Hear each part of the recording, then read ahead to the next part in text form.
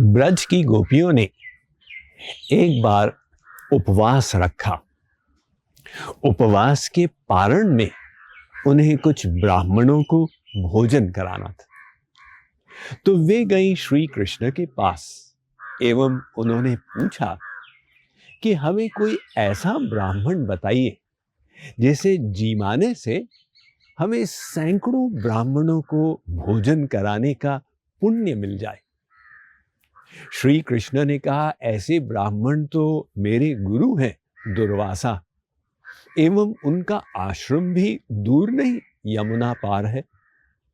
गोपियों ने कहा, यह बहुत बढ़िया आइडिया है। अनेक प्रकार के पकवान बनाकर वे घर से निकली, किंतु जब यमुना मैया तक पहुंची तो देखा कि उस दिन यमुना जी में बाढ़ आई हुई थी। गोपियों ने कहा, अब क्या करें? गई श्री कृष्ण के पास। श्री कृष्ण ने कहा, जाओ यमुना मैया को कह दो, यदि हमारे श्री कृष्ण अखंड ब्रह्मचारी हैं तो यमुना मार्ग दे दें।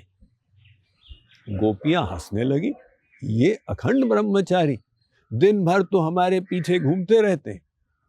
किंतु जब पहुंची यमुना जी के पास और कहा, हे यमुने, यदि हमारे श्री कृष्ण अखंड ब्रह्मचारी हैं तो मार्ग दे दीजिए, वहां पर फूलों की पुल बन गई। गोपियां हैरान कि श्री कृष्ण ने सफेद झूठ बोला और यमुना ने कंफर्म कर दिया। खैर दूसरी तरफ पहुंची दुर्वासा जी के आश्रम। बाबा जी, हम आपके लिए कुछ पकवान लाए। दुर्वासा जी ने थोड़ा सा ले लिया। बेचारे ठहरे त्यागी वैरागी सूक्ष्माहारी, तो गोपियों को संतोष नहीं हुआ। दुर्वासा जी ने देखा कि गोपियां संतुष्ट नहीं हैं, तो उन्होंने कहा, ठीक है, तुम लोग जो बना के लाए हो सब लाते जाओ। गोपियां लाती गई, दुर्वासा जी सब कुछ खाते गए। दुर्वासा जी उस दिन सब खा गए।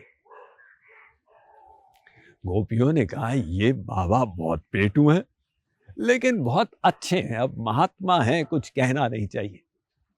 तो वहां से जब जाने लगी, यमुना जी तक पहुंची, देखा कि अभी पानी बढ़ा ही हुआ था। गोपियों ने कहा, हमसे तो बहुत बड़ी गलती हो गई, आते समय हमें वापस जाने का मार्ग भी मांग लेना चाहिए था, अब क्या करें? तो एक गोपी ने सुझाव दिया कि जब श्री कृष्ण में इतनी बड़ी शक्ति है कि हमें पार करा दिया, दुर्वासा जी उनके गुरु, उनके पास भी कोई शक्ति होगी। गोपियों ने जाकर दुर्वासा जी से पूछा। दुर्वासा ने कहा, जाओ यमुना मैया को कह दो, यदि दुर्वासा ने आज दूब के अतिरिक्त कुछ भी नहीं खाया तो यमुना मैया मार्ग दे दे। दूब एक प्रकार की घास होती है, पूजा में उसका उपयोग किया जाता है, उसे दुर्वासा घास भी बोलते हैं। तो गोपियों ने कहा, कमाल है, सब कुछ तो खा लिए। खैर जब जाके कहा तो फिर से पुल बन गई। अब गोपियां हक्की बक्की होकर और पहुंची श्री कृष्ण के पास। उन्होंने कहा, महाराज ये मामला क्या है? श्री कृष्ण ने कहा, देखो, वो भगवान जो होता है ना, वो अनेक विरोधी धर्मों का अधिष्ठान होता, उसके पास एक ऐसी योग माया शक्ति है, उसी के बल पर श्री कृष्ण गोपियों के साथ घूम भी रहे हैं, किंतु फैक्ट में भीतर से अखंड ब्रह्मचारी हैं। एवं जब कोई संत भगवत प्राप्ति कर लेता है तो भगवान वही शक्ति संत को देते हैं। इसलिए दुर्वासा ने सब कुछ खा लिया, किंतु भीतर से दूब के अनुभव के अतिरिक्त कुछ हुआ ही नहीं। तो उसी योग माया शक्ति का प्रभाव है कि भगवान में विपरीत बातें एक साथ निवास करती हैं। इसलिए भागवत कहती है, यत्र येन यतो यस्य यस्मै यद्यद् यथा यदा स्यादिदं भगवान साक्षात् प्रधान पुरुषेश्वरः। भागवत का प्रसंग है ये जो 18,000 श्लोक की भागवत है, इसकी उत्पत्ति, इसका बीज है चतुश्लोकी भागवत। सृष्टि के प्रारंभ में जब विष्णु जी की नाभि से ब्रह्मा जी का जन्म हुआ, तो ब्रह्मा जी ने चारों ओर देखा, कुछ था ही नहीं। तो ब्रह्मा जी को कुछ समझ में नहीं आया, वो कमल की नाल में प्रवेश करने लगे, जाते चले गए, उसका प्रारंभ पता ही नहीं चला। तो ब्रह्मा जी वापस आए, जो शक्ति का समुद्र था उसकी लहरों की आवाज आ रही थी, तप तप तप। ब्रह्मा जी को संकेत मिला, वे तपस्या करने के लिए बैठ गए। तो अंत में नारायण ने उनको दर्शन दिए और नारायण ने उन्हें ये 4 श्लोक सुनाए।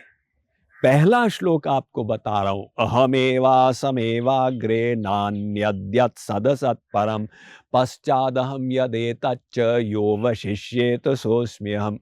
वे कहते हैं, ब्रह्मा जी, ये संसार जब नहीं था, एक मैं ही था। संसार के रूप में जो प्रकट है वो मेरा ही स्वरूप है।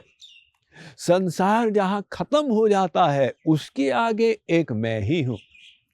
संसार जब वापस लीन हो जाएगा, महाप्रलय काल में एक मैं ही रहूंगा, मेरे अतिरिक्त और कुछ है ही नहीं।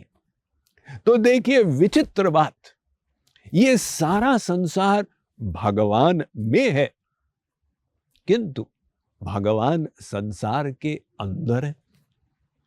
इस विरोधी बात को हम कैसे समझे? प्रसिद्ध कथा है ना कि एक बार नारद जी ने आकर एक बहुत सुंदर फल भगवान शिव को दिया।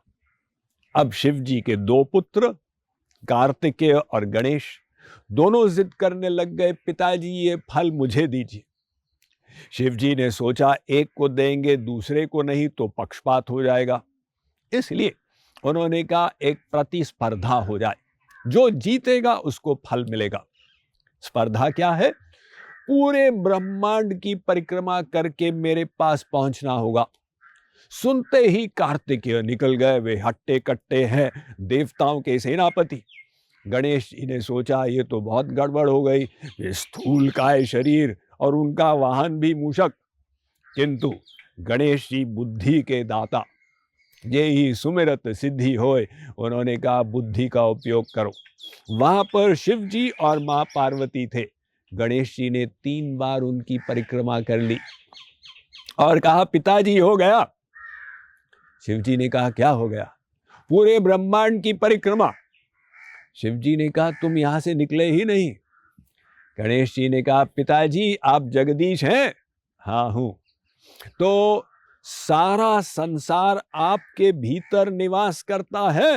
हाँ करता है।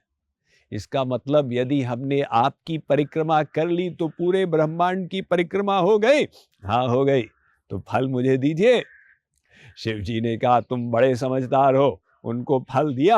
वहां कार्तिकेय पहुंचे हामते हुए और देखा कि गणेश जी पहले से ही फल खा रहे हैं। अतः देखिए विचित्र बात कि सारा संसार भगवान में है और भगवान संसार के अंदर है। इसीलिए तो श्री कृष्ण ने अपना मुख खोला और यशोदा को मुख के अंदर अनंत ब्रह्मांड दिखाए और उसी के अंतर्गत कृष्ण और यशोदा भी दिखा दिए। तो ये भगवान जो विरोधी धर्मों का अधिष्ठान है, ये शब्दों में व्यक्त नहीं किया जा सकता। एक पति वेकेशन के लिए समुद्र तट पर गया और उसने देखा क्या बढ़िया समुद्री हवा है, तो सोचा पत्नी के लिए थोड़ी सी अनुभव के रूप में हवा भेज दे। उसने डिब्बी में हवा को बंद किया और पोस्ट कर दिया। बताइए क्या आप हवा को डिब्बी में बंद कर सकते हैं? कदापि नहीं। इसी प्रकार से वेद कहता है नायमात्मा प्रवचने न लभ्यो। तुम प्रवचन के बल पर भगवान को नहीं जान सकते। इस बात की जानकारी हमको लेनी ही होगी, किंतु आज नहीं